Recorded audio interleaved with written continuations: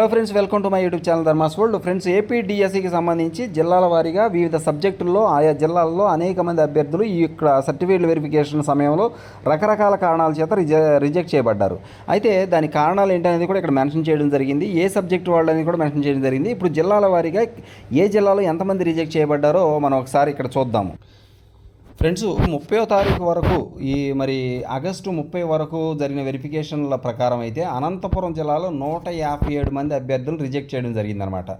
ఇక చిత్తూరు జిల్లా చూసినట్లయితే 185 మంది అభ్యర్థులు రిజెక్ట్ అయ్యారు.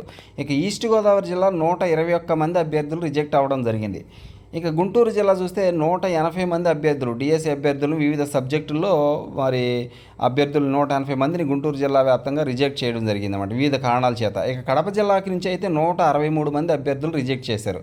ఈ కృష్ణా జిల్లాలో 109 మంది అభ్యర్థుల్ని రిజెక్ట్ చేయడం జరిగింది. కర్నూలు జిల్లాలో 270 మంది అభ్యర్థులు, నెల్లూరు జిల్లాలో 163 మంది అభ్యర్థుల్ని రిజెక్ట్ చేశారు.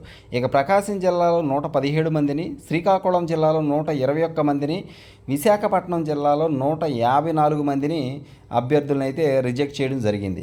ఇకపోతే ఇక్కడ మీరు గమనించవచ్చు, ఇక్కడ విజయనగరం విశాఖపట్నం చూసుకున్నట్టయితే విజయనగరం జిల్లాలో 120 మందిని రిజెక్ట్ చేయడం జరిగింది. వెస్ట్ గోదావరి జిల్లాలో 77 మందిని రిజెక్ట్ చేయడం జరిగింది. ఓవరాల్గా 1928 మంది డిఎస్సి అభ్యర్థులు వివిధ కారణాల చేత సర్టిఫికేట్ వెరిఫికేషన్ సమయంలో రిజెక్ట్ చేసి వాళ్ళ ప్లేస్లో కొత్త వాళ్ళని అయితే పిలవడం జరిగిందనమాట. ఇక్కడ విజయనగరం 120 మంది, వెస్ట్ గోదావరి 77 మంది అభ్యర్థులు ఉన్నారు. ఇక నెల్లూరు జిల్లాలో 163 మంది, ప్రకాశంలో 117, శ్రీకాకుళం 121, విశాఖపట్నం 154.